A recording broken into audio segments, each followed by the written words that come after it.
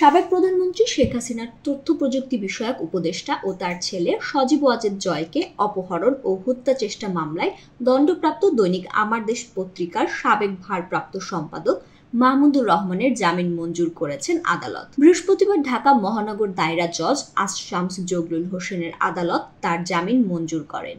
এর আগে রোববার ঢাকার অতিরিক্ত চিফ মেট্রোপলিটন ম্যাজিস্ট্রেট মাহবুবুল হকের আদালতে মাহমুদুর রহমান আত্মসমর্পণ করে আপিল শর্তে জামিন আবেদন করেন।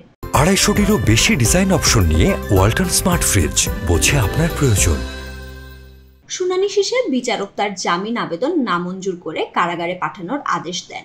সজীব ওয়াজেদ জয়কে অপহরণ ও হত্যা চেষ্টা মামলায় গত বছরের 17ই আগস্ট মাহমুদুর রহমান সহ 5 জনকে 7 বছর করে কারাদণ্ড দেন ঢাকার অতিরিক্ত চিফ মেট্রোপলিটন ম্যাজিস্ট্রেট।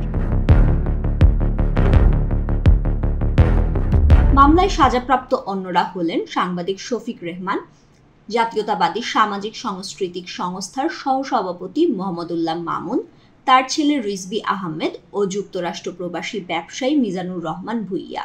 মামলায় অভিযোগ ছিল 2011 সালের সেপ্টেম্বরের আগে যে কোনো সময় থেকে বিএনপির সাংস্কৃতিক সংগঠন জাসাসের সহসভাপতি মোহাম্মদুল্লাহ মামুন সহ বিএনপি ও বিএনপির নেতৃত্বাধীন জোটভুক্ত অন্যান্য দলের উচ্চ পর্যায়ের নেতারা রাজধানীর পল্টনের জাসাসের কার্যালয়ে যুক্তরাষ্ট্রের নিউ ইয়র্ক শহরে যুক্তরাজ্য ও বাংলাদেশের বিভিন্ন এলাকায় একত্রিত হয়ে পরস্পর যোগসাজশে সজীব ওয়াজেদ জয়কে অপহরণ করে হত্যার ষড়যন্ত্র করেন।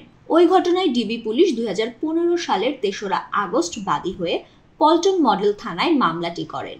গত শুক্রবার 5 বছর পর দেশে ফেরেন মাহমুদুর রহমান। আওয়ামী লীগ সরকারের আমলে তার বিরুদ্ধে সারা দেশে 124টি মামলা হয়। 2010 সালের জুনে প্রথম দফায় দৈনিক আমার দেশ বন্ধ করা সহ সম্পাদক মাহমুদুর রহমানকে আটক করা হয়। এরপর দ্বিতীয় দফায় 2013 সালের 11 এপ্রিল আমার দেশ বন্ধ করে দেওয়া হয়।